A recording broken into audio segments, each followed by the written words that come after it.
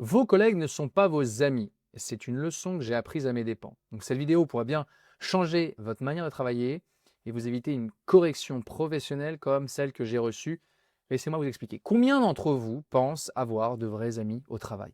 Alors c'est réconfortant, c'est rassurant, parfois même c'est confortable, jusqu'au jour où ça vous explose à la figure. Donc, dans cette vidéo, je vais vous raconter comment une simple conversation informelle m'a valu une belle remontée de bretelles et une leçon de vie professionnelle, je dirais. D'ailleurs, ça fait écho aussi à un livre, Workplace Poker, de Dan Rust, où il raconte comment un simple after work a coûté une promotion à un cadre, parce que son boss l'a vu perdre le contrôle. Alors aujourd'hui, on va revenir sur cette phrase qu'on entend souvent, vos collègues ne sont pas vos amis. Coup de couteau dans le dos, représailles et autres manigances, on va revenir en détail sur ce terrain miné de l'amitié au travail. Comment détecter les intrigues, éviter de vous faire embrigader et surtout comment en tirer parti dans la gestion de votre carrière. Alors restez bien jusqu'à la fin parce que je vais vous partager une liste de 6 points de vigilance à retenir absolument si vous êtes amené à travailler à plus de 2 dans votre bureau. Alors pour ceux qui me découvrent, je m'appelle Amalric, je suis expert en négociation de départ et fondateur de rupturepro.com.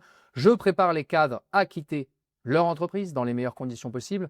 Ma mission est la suivante, c'est de vous éviter de prendre un refus catégorique, de vous éviter aussi de faire des erreurs rédhibitoires, de vous éviter de vous faire avoir par les RH et enfin de vous éviter de vous faire griller par vos collègues. Tout ça pour vous permettre à la fin de maximiser vos indemnités. Donc si vous voulez apprendre comment négocier intelligemment votre rupture professionnelle, vous pouvez d'ores et déjà vous abonner à cette chaîne puisque toutes les semaines, on vous envoie des techniques, des conseils, des retours d'expérience et ça pourrait vous être très utile un jour ou l'autre. Alors, revenons à nos collègues et au fait qu'ils ne soient pas vos amis. Alors certains ne veulent pas l'entendre, je peux l'entendre, d'autres ont besoin de le comprendre. Je vais commencer par vous raconter cette anecdote. Quand je décrochais au début de ma carrière un poste de cadre, j'étais assez idéaliste, je voulais bien faire, je voulais me fondre dans l'équipe, je voulais créer du lien. Déjà, c'est non mon tempérament et je pensais que ça marchait comme ça. Alors mon poste impliquait des déplacements réguliers à l'étranger entre plusieurs sites dans le réseau. Et comme souvent dans cet environnement un peu isolé, un peu particulier, on cherche vite un semblant de complicité. Donc j'ai fini par sympathiser avec un cadre de mon âge, on rigolait bien, on partageait un peu nos galères. Et un vendredi soir, il m'invite à prendre une bière avec des amis, soirée qui se passe plutôt bien, à la cool, ambiance détendue. Mais le piège était là et je m'en suis pas rendu compte. Et je me suis cru finalement un peu entre amis, entre potes, entre copains. Et quand il m'a demandé ce que je pensais du nouveau directeur de site, j'ai répondu avec sincérité, voilà, il débute, il apprend, je l'aide comme je peux au quotidien. Donc rien de méchant, plutôt la vérité. Et le lundi suivant, à mon retour au siège, mon N+1 me convoque. Le directeur a été mis au courant de mes propos et il a littéralement pété un câble. Il a explosé. Pour lui, j'avais saboté son autorité localement. Et ce simple commentaire lâché dans un contexte informel m'a valu une remontée de bretelles en bonne et due forme. Et surtout, il m'a appris une chose. Ce n'est pas parce que vous riez avec quelqu'un que vous pouvez lui faire confiance. Alors, pourquoi cette confusion est-elle si fréquente? C'est ce que le sociologue Stéphane Edouard appelle l'effet de l'enceinte close. Dans un espace restreint où les interactions sont régulières, des liens artificiels se tissent naturellement. Le contexte professionnel crée une illusion de proximité. Vous déjeunez ensemble, vous vous entraidez, vous survivez à des réunions interminables, vous avez le même manager, vous prenez des cafés, peu importe, vous vous déplacez parfois aussi sur le terrain. C'est un terreau parfait pour des amitiés situationnelles, comme le définit le professeur Ronald Riggio de McKenna College. Mais ce ne sont pas des amitiés choisies, ce sont des amitiés de contexte, de confort, de nécessité. Et elles disparaissent souvent dès que le contexte change. Venons-en maintenant aux 6 points de vigilance à retenir pour ne pas vous faire avoir. Mais avant de vous livrer clé en main cette liste qui pourrait vous éviter bien des déconvenus, n'oubliez pas que si vous êtes cadre et que vous pensez à tourner la page, et prendre un nouveau départ, où vous sentez le vent tourner, qu'il y a une réorganisation, un nouveau management, valeur ou la stratégie de l'entreprise ne vous conviennent plus, c'est une opportunité pour négocier votre départ intelligemment et donc avec un chèque. Les entreprises disent souvent que ce n'est pas la politique de la boîte. Mais si elles sentent que vous connaissez les règles du jeu, elles préféreront négocier un bon accord plutôt que de laisser empirer la situation. Et pour atteindre la table des négociations, sans vous griller, parce que vous savez que vous n'avez qu'une seule cartouche, ils peuvent vous dire non autant de fois qu'ils le veulent, il vous faut une approche subtile et surtout ne pas faire n'importe quoi. Donc si vous voulez qu'on vous aide à mettre en place la meilleure stratégie de départ dans votre cas, avec le bon plan d'action, vous doutez bien que la négociation c'est du cas par cas, mais vous pouvez d'ores et déjà prendre un rendez-vous sur rupturepro.com. On analysera ensemble votre situation, on vous donnera directement vos chances de succès. Le lien est sous la vidéo. Alors, les 6 points dont je vous parlais. Le premier, c'est en dire trop. Comment saboter sa propre carrière en parlant? Vous ne savez jamais vraiment à qui vous parlez. Même les confidences les plus anodines peuvent vous revenir en boomerang. Dans une étude de la Harvard Business Review de 2018, 67% des salariés reconnaissent avoir déjà utilisé des informations personnelles reçues de collègues à des fins stratégiques. Une confidence sur votre ambition de changer de poste ou de département peut devenir une rumeur déformée. Ça y est, il veut se barrer. Un détail sur votre couple, elle ne tient pas la pression. Un commentaire sur un chef, il le critique dans son dos. Ça va vous filer entre les mains. Filtrez vos paroles comme si tout pouvait être répété à votre patron.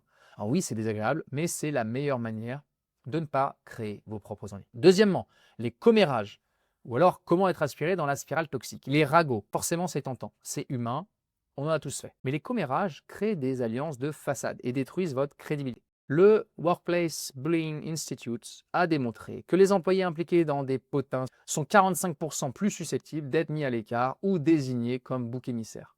Et en tant que manager, j'ai vu des gens brillants ruiner leur réputation parce qu'ils traînaient trop souvent avec les mauvaises personnes autour de la machine à café. Vous serez toujours associé à ceux que vous fréquentez, même si vous ne dites rien, même si vous ne validez pas. Faites attention à ça. Troisième point, les événements hors cadre, là où on peut dire que les masques tombent.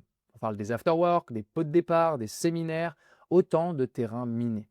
Les barrières tombent, l'alcool coule, les langues se délient, on est à la cool et votre image peut être irrémédiablement écornée en une seule soirée. Et une étude de la Team Stage révèle que 28% des conflits internes d'équipe naissent lors de ces événements extra-professionnels. Donc si vous y allez, gardez la tête froide, choisissez vos mots, vos gestes, faites attention à vos fréquentations et surtout, ne vous livrez jamais plus que dans un open space. Quatrième point, les trahisons qui peuvent être des révélateurs de caractère. Un collègue qui vous plante dans le dos, c'est dur, mais c'est aussi une leçon magistrale.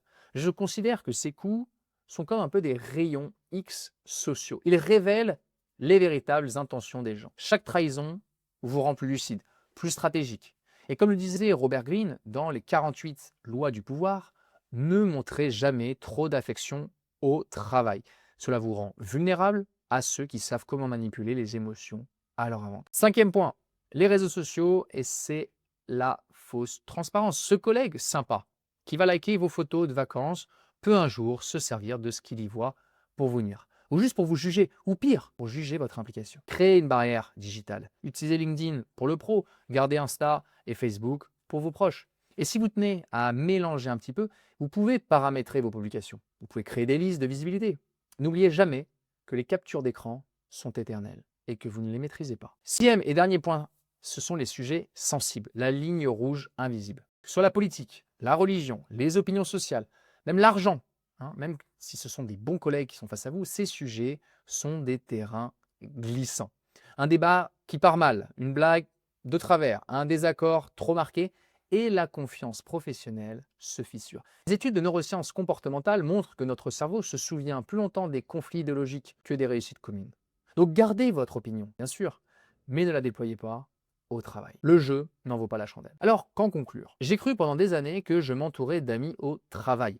Mais la réalité, c'est que la part des collègues que j'ai eus, avec qui je partageais des repas, j'allais même jouer au tennis, ou je pouvais partir en soirée, eh bien, une fois quitté l'enceinte close, je ne leur ai plus jamais parlé. Et ce n'est pas une tragédie, c'est la nature même du monde professionnel. Cultivez des liens cordiaux, soignez votre réputation, soyez digne, stratégique et lucide. Si l'amitié véritable émerge un jour malgré tout, eh bien tant mieux, il y a même des couples qui se forment, donc les exceptions confirment la règle, mais ne la présumez jamais. Merci d'avoir regardé cette vidéo jusqu'ici, vous pouvez partager en commentaire si vous avez déjà été trahi au travail ou si vous avez rencontré l'âme sœur, n'hésitez pas à nous raconter un petit peu vos histoires et surtout, abonnez-vous. À très vite.